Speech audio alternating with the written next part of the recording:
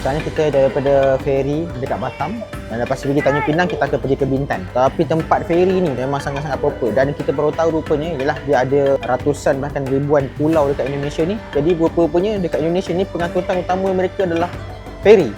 Nak masuk ni pun macam lapangan terbang ataupun airport. Lepas kita dah scan QR, kita akan nak pergi check bag. Lepas check bag, kita akan terus masuk ke ferry.